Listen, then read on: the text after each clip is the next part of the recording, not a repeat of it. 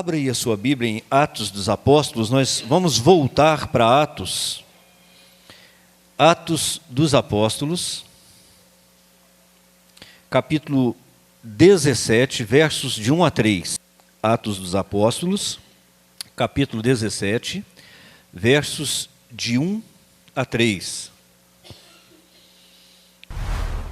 Já há algum tempo nós estamos meditando nesse livro, escrito pelo médico Lucas. De vez em quando nós paramos, refletimos em outros temas, como foi agora o mês de maio, sobre família. E hoje nós retornamos, aí no capítulo 17. O texto diz assim no verso de 1 a 3. Tendo passado por Anfípolis e Apolônia, chegaram a Tessalônica, onde havia uma sinagoga judaica. Segundo o seu costume, Paulo foi à sinagoga e por 3 sábados discutiu com eles com base nas Escrituras, explicando e provando que o Cristo deveria sofrer e ressuscitar dentre os mortos. E dizia: este Jesus que lhes proclamo é o Cristo. Amém? Que Deus abra o nosso coração e a nossa mente para recebermos aquilo que Ele mesmo colocou no meu coração para trazer para a igreja nessa noite. Meus irmãos, na última vez que nós refletimos em Atos, foi no capítulo 16, é óbvio, e Paulo e os seus companheiros estavam em Filipos. E lá em Filipos nós aprendemos sobre pelo menos 3 episódios muito relevantes, muito importantes para a vida da igreja. Nós aprendemos com o episódio de Lídia, não é? A vendedora de púrpura, uma mulher abastada, uma mulher empresária que tinha se convertido ao judaísmo, estavam reunidos com as outras mulheres em oração. E Paulo, então, chegando naquela cidade, foi anunciar as boas novas de Cristo. Lídia ouviu, Deus abriu o coração de Lídia, ela recebeu a palavra do apóstolo Paulo, o evangelho de Jesus, e foi salva Lídia e toda a casa de Lídia. Depois nós meditamos também a respeito daquela serva, aquela escrava, que estava possuída por um espírito maligno, um espírito de adivinhação. E Paulo, então, após muitos dias ouvir algo da voz daquela mulher, na verdade, do espírito que usava aquela mulher, ele repreende aquele espírito, expulsa o espírito imundo, a escrava é liberta, agora é livre, completamente livre, mas Paulo, então, é preso e açoitado por causa do que ele fez. Porque para os donos daquela mulher isso foi um grande prejuízo, porque agora ela não dava mais lucro com o poder da adivinhação. Paulo e Silas foram presos, foram açoitados, e nós vamos aprender então depois com o episódio de Paulo e Silas na prisão, que embora na circunstância que estavam orando e cantando, e perto da meia-noite, enquanto eles oravam e cantavam, e os outros presos ouviam, Deus manda um terremoto, as cadeias são quebradas, as portas são abertas, Paulo e todos os outros presos foram livres. O carcereiro entra em desespero, porque a pena para quem perdesse, deixasse fugir um prisioneiro, era pena capital, pena de morte. Mas Paulo então acalma o coração do carcereiro, prega para ele o evangelho de Jesus Cristo. O carcereiro é salvo e junto com o carcereiro toda a sua casa. E depois disso, então, Paulo tem que sair fugido, sair correndo de lá. E aqui no capítulo 17, nós encontramos Paulo, então, em Tessalônica. E como de costume, diz o texto que Paulo, então, vai para onde? Vai para uma sinagoga, vai pregar o evangelho de Jesus numa sinagoga. Era costume de Paulo, era uma estratégia de Paulo. Paulo pregava primeiro para os judeus. Alguns aceitavam, outros rejeitavam. Mas depois Paulo então partia para pregar o evangelho de Jesus para os gentios. E aqui, meus queridos, nesse contexto histórico aqui em Tessalônica se repete como tantas outras vezes aconteceu em tantas outras cidades. O apóstolo Paulo é perseguido pelos judeus, os judeus vão incitar a multidão, e a multidão então vai perseguir o apóstolo Paulo, perseguir Silas, vão procurá-lo na cidade para linchá-lo ou para levá-lo a julgamento, vão até a casa de Jasson, onde provavelmente o apóstolo Paulo e Silas estavam hospedados. Não encontrando o apóstolo Paulo, eles pegam Jasson, levam Jasson para o tribunal, e Jasson tem que pagar uma fiança para sair dali livre, ileso. E os cristãos, então, que haviam recebido a palavra do apóstolo Paulo, haviam se convertido, os judeus convertidos, não esperaram que acontecesse nada pior. Ao anoitecer, pegaram o apóstolo Paulo e encaminharam o apóstolo Paulo para a Tessalônica. Então, aqui em Tessalônica, nós vemos a história se repetindo, mas não somente o lado ruim da história, o lado bom da história também se repete, porque Paulo não abandona Tessalônica e não vai para Bereia antes de ter discutido, antes de ter ensinado, antes de ter pregado o Evangelho de Jesus Cristo.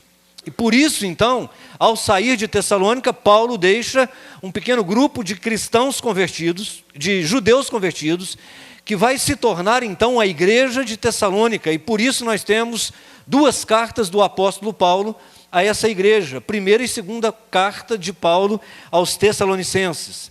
E é nesse contexto, desses 3 versículos, que eu quero tirar algumas lições para nós aqui nessa noite. E a primeira das lições que eu tiro é que as circunstâncias ruins da vida podem ser usadas por Deus para nos levar a cumprir os propósitos que Ele mesmo tem para nós. As circunstâncias ruins da vida podem ser usadas por Deus para fazer com que seja cumprido os propósitos que Ele mesmo tem para nós. Olha o que diz o verso de número 1. Tendo passado por Anfípolis e Apolônia, chegaram a Tessalônica, onde havia uma sinagoga. Nós precisamos nos lembrar de que o apóstolo Paulo não está aqui por vontade própria. Ele não está aqui porque, pelo menos não nesse momento, era planos do apóstolo Paulo estar. Ele não escolheu estar aqui. Ele está aqui empurrado. Ele foi retirado de onde estava para que não fosse morto, para que não fosse linchado ou para que não fosse preso. Ele está aqui, meus queridos, por um propósito maior, um propósito de Deus. Mas porque Paulo está onde não havia planejado estar, mas tem no seu coração o desejo ardente de cumprir o chamado que Deus tem para ele, cumprir a sua vocação, cumprir o seu ministério. Porque o propósito de Deus foi aceito completamente pelo apóstolo Paulo. O apóstolo Paulo, mesmo diante dessa circunstância ruim, vai frutificar. Vai dar frutos. Mesmo diante de toda a situação adversa, Paulo vai frutificar, Paulo vai pregar o Evangelho como sempre pregou, vai ganhar pessoas para Jesus como sempre ganhou, e vai começar ali mais uma comunidade da fé, mais uma comunidade da fé bíblica, da fé verdadeira, dos discípulos de Jesus Cristo. Por isso eu posso te afirmar com toda certeza, em base nesses textos e tantos outros textos da Escritura Sagrada, que haja o que houver na sua vida, se no seu coração houver os propósitos do coração de Deus, pode ficar tranquilo, pode ficar tranquila, os propósitos de Deus vão se cumprir na sua vida. Pode não ser no tempo que você quiser, no lugar que você espera, como você quer, mas vai se cumprir, porque os planos de Deus não podem ser frustrados. Porque Deus é Senhor da história, porque Deus é Senhor daqueles que Ele reina no coração. Porque não há nada e nem ninguém que possa impedir que os propósitos de Deus sejam alcançados. Porque nós já conhecemos muito bem o que diz a Escritura Sagrada, que porta que Deus abre ninguém fecha, e porta que Deus fecha, ninguém pode abrir. É Ele quem determina, é Ele quem marca o passo da igreja. Não somos nós, é Ele. Ele que direciona, É Ele que alimenta, é Ele que sustenta, é Ele que dá os recursos, é Ele que abre a visão, é Ele que dá coragem, ousadia, e Ele faz isso por meio do Espírito dele que está em nós. E nós recebemos o Espírito Santo de Deus quando nós recebemos Jesus Cristo como Senhor e Salvador. Tendo nele crido, recebido o Evangelho da verdade, da vossa salvação, fostes selados com o Espírito Santo da promessa. E Deus está no controle da história. E a segunda coisa que eu aprendo é que nós precisamos fazer das Escrituras Sagradas a base do nosso evangelismo. A base do nosso evangelismo. Desde quando o apóstolo Paulo se encontrou com Jesus Cristo de Nazaré a caminho de Damasco, nunca mais Paulo pregou outra coisa a não ser Cristo, crucificado, ressuscitado por amor de vós. Desde quando Paulo recebeu Jesus Cristo, foi selado com o Espírito Santo, cheio do Espírito Santo, Paulo não faz outra coisa a não ser pregar o Evangelho de Jesus. E nós lemos aí no verso 2 que, segundo o costume de Paulo, Paulo foi para a sinagoga e durante 3 sábados discutiu com eles. Por que apenas 3 sábados? Porque durante 3 sábados ele pregou nas sinagogas. Depois ele foi para a praça, para a cidade, pregar para os gentios. Mas é interessante que ele discutia com eles com base onde? Está aí na sua Bíblia. Com base nas Escrituras. O apóstolo Paulo baseia o seu evangelismo, a sua pregação, a sua proclamação nas Escrituras. E Paulo está pregando para judeu, e judeu é bom de Bíblia, judeu conhece as leis e os profetas, conhece os salmos, mas Paulo então vai contender com eles, mas Paulo usa as Escrituras Sagradas para poder apresentar a verdade do Evangelho do nosso Senhor e Salvador Jesus Cristo. O que a gente aprende com isso é que a gente só não ganha mais gente para Jesus porque a gente não prega e não proclama o Evangelho de Jesus. Porque pode ser que a gente esteja pregando um outro evangelho ou pregando evangelho nenhum. Porque pode ser que nós estejamos acomodados demais dentro do nosso recinto religioso, da nossa esfera religiosa, calmamente, tranquilamente dispersos, apesar de religiosos. Mas o que nós aprendemos aqui é que se nós fizermos da Escritura Sagrada base para a nossa pregação, então nós também vamos gerar frutos e frutos que permanecem. As Escrituras são a nossa segurança, são a nossa base, a nossa fonte, a nossa fortaleza, a certeza da nossa vitória, a certeza do nosso sucesso ministerial é a Escritura Sagrada, meus queridos. Não há sucesso ministerial, não é sucesso de vida cristã, se nós não estivermos alicerçados nas Escrituras Sagradas. Seja o seu argumento teológico, pregue a palavra.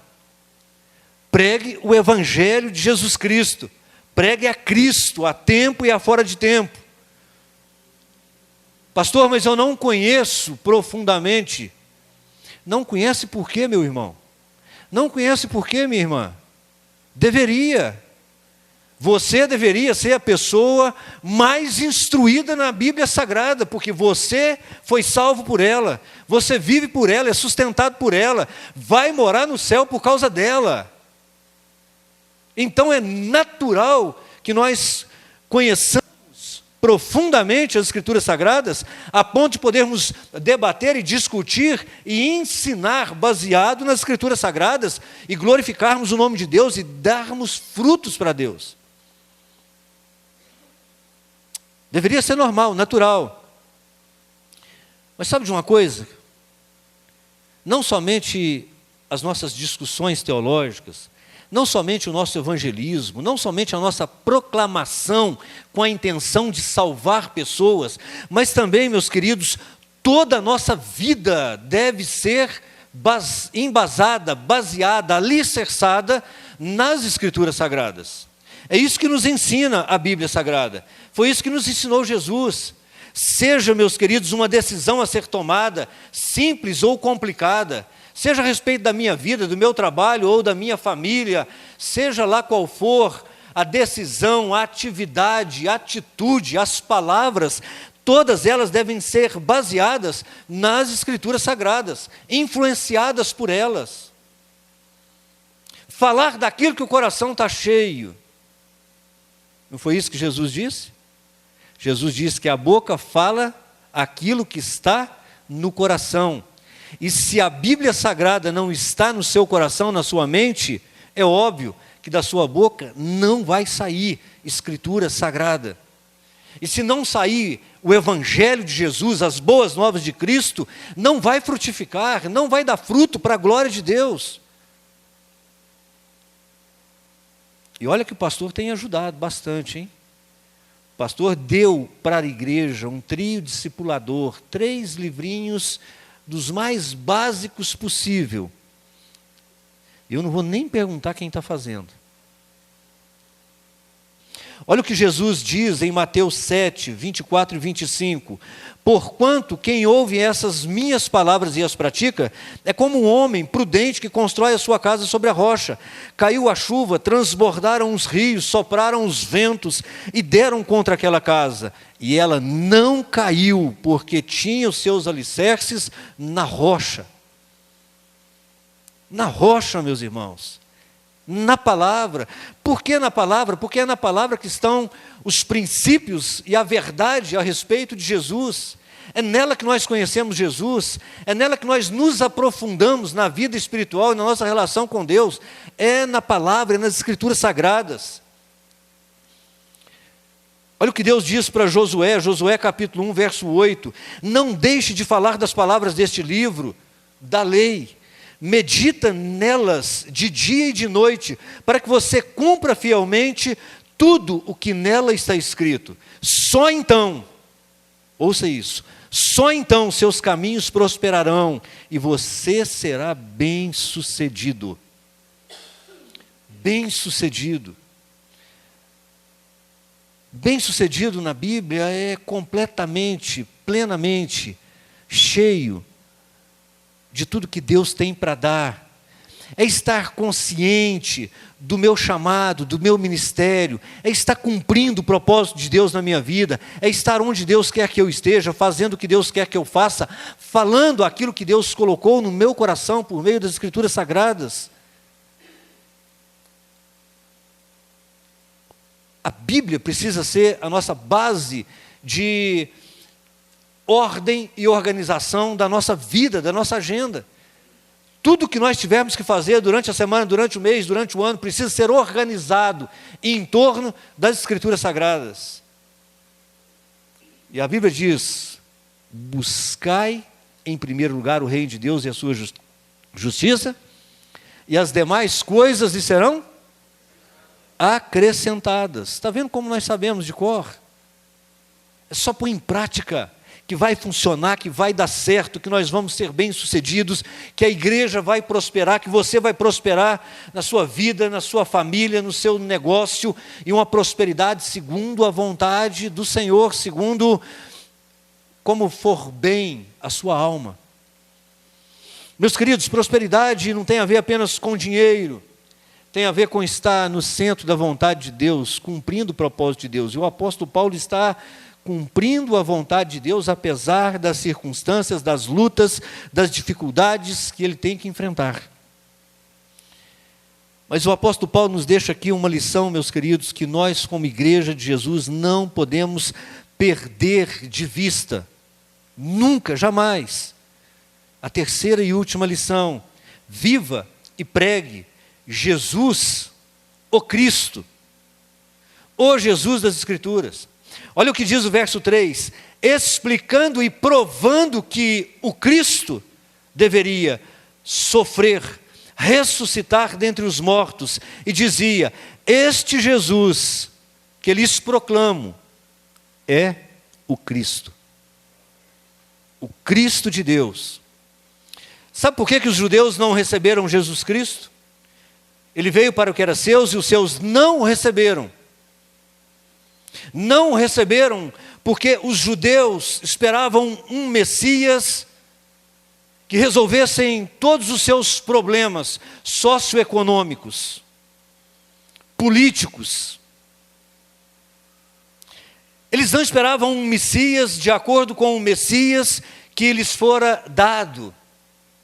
Quando o Messias chegou, eles disseram: não é esse o Messias que nós queremos, não é esse o Messias que nós esperamos. Eles não foram conferir nas Escrituras Sagradas se Jesus é de fato o cumprimento das profecias a respeito do Messias. Simplesmente olharam para Jesus e falaram: não parece com o Messias. Não é esse o Messias que nós queremos, nós o rejeitamos, porque o Senhor não enviou um Messias conforme o que nós esperávamos. Nós queremos um Messias libertador político, social, econômico. Nós queremos nos ver livre da pobreza, da miséria. Nós queremos ficar livre do poder de Roma. Nós não queremos opressão. Nós queremos liberdade. Liberdade social, econômica, financeira, política. Queremos um rei, mas um rei humano, um rei do reino dessa terra. Muito provavelmente eles queriam um rei como Davi. Um rei como Davi. Mas Deus enviou o seu único filho para morrer por eles na cruz. Não para resolver os seus problemas socioeconômicos, relacionais apenas. O que eles não entenderam é que muitos de nós ainda não entendemos. Que Jesus não veio apenas, ou em primeiro plano, para resolver os nossos problemas terrenos. Deus não está, meus queridos, e nunca esteve interessado em resolver apenas os nossos problemas, sem antes nos resolver. Antes, Ele quer nos resolver, para que talvez nós sejamos capazes de resolver os nossos próprios problemas, ou não criar outros tantos. Antes, nos resolver, para que Ele possa, então, mudar as circunstâncias à nossa volta. Porque o problema não está nas coisas, o problema está nas pessoas. O problema sou eu. O problema somos nós. Quando nós descobrimos isso, meus queridos, nós descobrimos que o problema não está no dinheiro, porque a Bíblia diz que o problema é o amor ao dinheiro e não o dinheiro. Aí nós descobrimos que o problema também não está no casamento. Porque está casado ou está solteiro, as duas coisas são de Deus. O problema não é estar casado. O problema está em mim, que não quero viver casado segundo os padrões bíblicos. Ou não quero viver solteiro segundo os padrões bíblicos. O problema não está no ser, está em mim. Porque quando o Senhor está em mim, seja casado ou seja solteiro, eu dou frutos e glorifico a Deus na minha vida de casado ou na minha vida de solteiro. O problema não está na internet, não precisa tirar a internet da sua casa. O problema não está no celular, não está na televisão, o problema está em nós. O problema não está nas coisas, está nas pessoas, meus irmãos. O problema, na verdade, não é a política e muito menos a religião. O problema está no homem. O problema é da humanidade que ainda não entendeu que o problema precisa ser resolvido aqui antes de ser resolvido lá. No reino de Deus a coisa funciona de dentro para fora. Primeiro Ele nos muda, nos transforma, nos faz novas criaturas e depois em nós e a partir de nós tudo vai sendo mudado, tudo vai sendo transformado.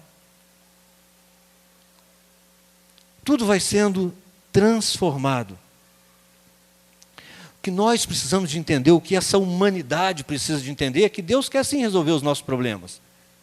Mas na raiz do problema, na origem do problema, porque é lá na raiz do problema que está a fonte de toda maldade, de toda opressão, de toda cadeia, de toda tristeza, de toda dor, de toda insatisfação, de toda infelicidade, de toda disfuncionalidade da raça humana. Está lá, na raiz do problema.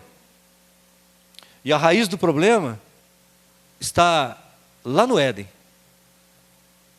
Nos primeiros pais. Adão e Eva, o representante da raça humana, ou os representantes da raça humana. E antes que você coloque a culpa em Adão e Eva, quero dizer para você que a culpa é sua, porque você é Adão e Eva. A culpa é minha, eu sou Adão.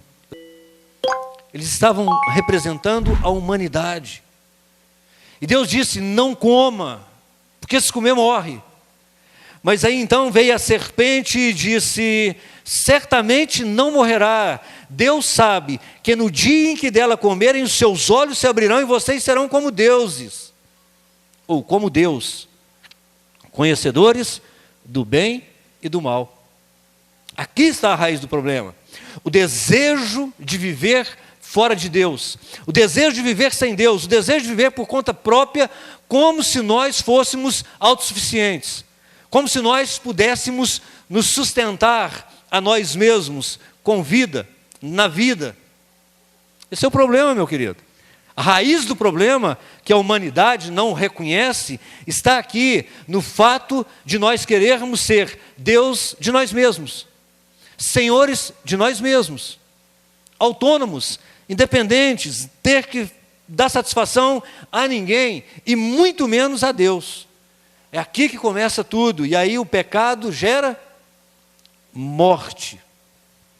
E Paulo vai dizer em Romanos 5,12, portanto, da mesma forma como o pecado entrou no mundo por um homem, passou a todos os homens, e assim também veio a morte, por isso então, todos pecaram.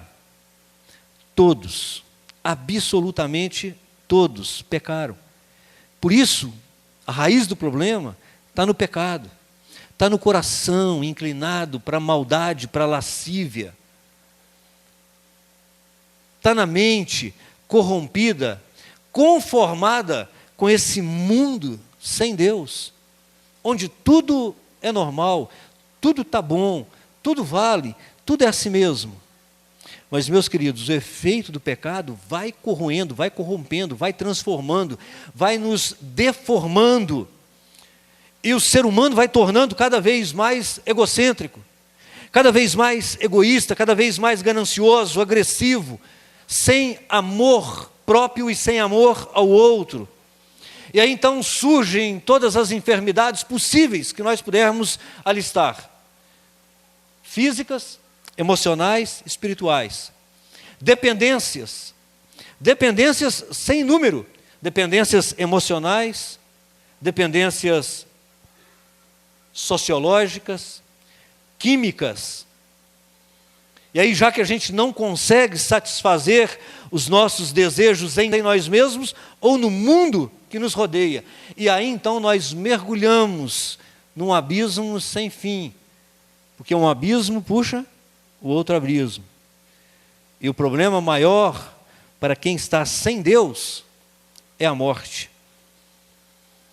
E a prova de que Jesus quer resolver esse problema, que é o problema intrínseco à humanidade, chamado pecado, coração enganoso, coração inclinado para a maldade, é que Jesus disse que se nós crermos nele, ainda que nós morramos, viveremos.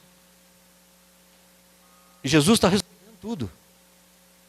Resolvendo tudo, porque resolvendo o problema do pecado, resolve o problema da morte, porque quem crê nele, ainda que morra, viverá.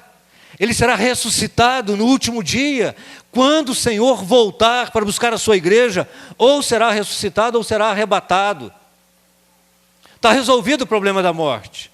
E está resolvido o problema da morte porque foi resolvido o problema do pecado.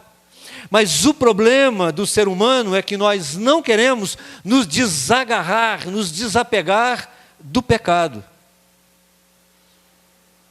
E aí por isso então é necessário que eu e você entendamos hoje uma coisa. Se já somos salvos, alcançados pelo Jesus da Bíblia Sagrada, o Cristo de Deus, o Messias de Deus, cabe a nós a responsabilidade de proclamar esse mesmo Jesus. Não o Jesus que o mundo quer, paz e amor, estou de boa. Não o Jesus que me convém, não o Jesus que eu gostaria, não o Jesus que vai apenas resolver os meus problemas terrenos e está tudo bem, e depois a gente resolve. Não, meus queridos, não é o Jesus que eu quero, não é o Jesus que os meus amigos querem, não é o Jesus que essa sociedade quer, ou que eu gostaria que fosse, é o Jesus que Ele enviou, e Ele enviou o seu Filho amado, o Messias, o Cristo de Deus, aquele que veio para morrer no nosso lugar na cruz do Calvário, perdoar os nossos pecados e nos garantir a vida eterna, nos libertar do poder e do domínio das trevas e do pecado. E o resto, pastor, o resto é consequência, meu irmão, consequência de uma vida remida e lavada no sangue de Jesus, de uma vida que é embasada, alicerçada, organizada, de acordo com os preceitos e os princípios da Bíblia Sagrada. A questão é que Jesus só tem um. E as Escrituras Sagradas, apenas uma. E ela aponta para o Salvador do mundo, Jesus Cristo. E meus queridos, entenda de uma vez por todas. Com muito amor, nós precisamos urgentemente proclamar o Jesus da Bíblia a esse mundo, porque esse mundo está perdido, porque esse mundo jaz no maligno, porque sem Jesus todos estão condenados ao inferno, todos estão condenados à perdição eterna. Não há meio jeito, não há meias palavras, há palavras verdadeiras em amor. Jesus é o Cristo de Deus, Ele veio para te salvar. Agarre essa oportunidade, agarre essa chance, porque pode ser que não vai haver outra. Pode ser que você não terá mais oportunidades. Não perca a chance de proclamar isso, porque pode ser que o outro também não tenha chance de ouvir amanhã. E o que nós estamos fazendo aqui, o que nós estamos aprendendo com o apóstolo Paulo, é que nós devemos viver e pregar, anunciar Jesus Cristo, o Filho de Deus, o Salvador do mundo. E eu quero te convidar, graciosamente, como eu fui convidado. Se você ainda não fez, faça isso hoje, tome essa decisão hoje. Receba o que Deus fez por você na cruz do Calvário. Receba Jesus Cristo no seu coração, faça uma oração e implore ao Senhor, invoque o nome do Senhor, para que Ele entre no seu coração, te lave e te faça nova criatura. Aí quando isso acontecer, pode ter certeza absoluta, tudo vai ser diferente. Eu não disse que não vai haver problemas, eu disse que tudo vai ser diferente. Porque é esse Jesus, o Cristo de Deus, que nos salva, que nos liberta, que nos traz para o arrependimento, que nos chama para a santidade, para a consagração de vida, para uma vida de entrega, de abnegação da vontade própria, para que seja feita a vontade de Deus.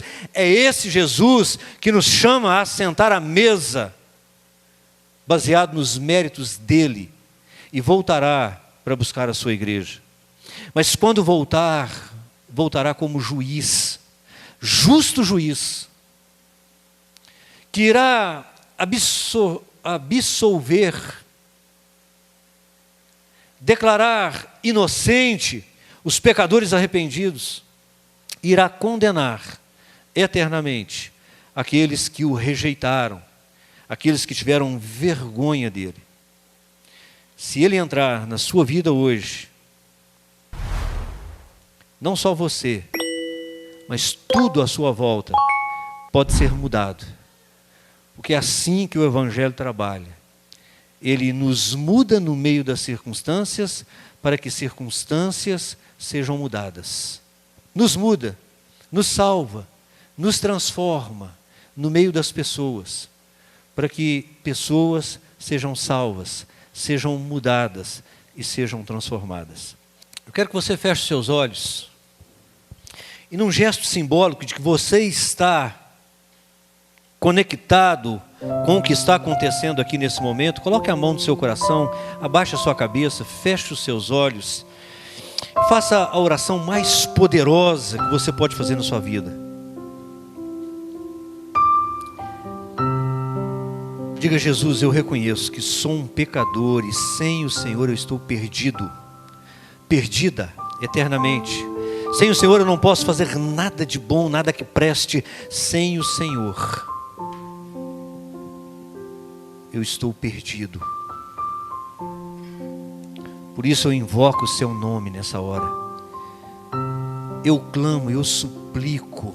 Me salva, me resgata, faz de mim nova criatura e me ajuda a andar em novidade de vida, me ajuda a dar frutos, frutos que permaneçam para a vida eterna, porque eu não quero ser o mesmo, eu não quero ser a mesma, eu quero ser salvo, eu quero gerar frutos e frutos em quantidade, muitos frutos, porque Jesus disse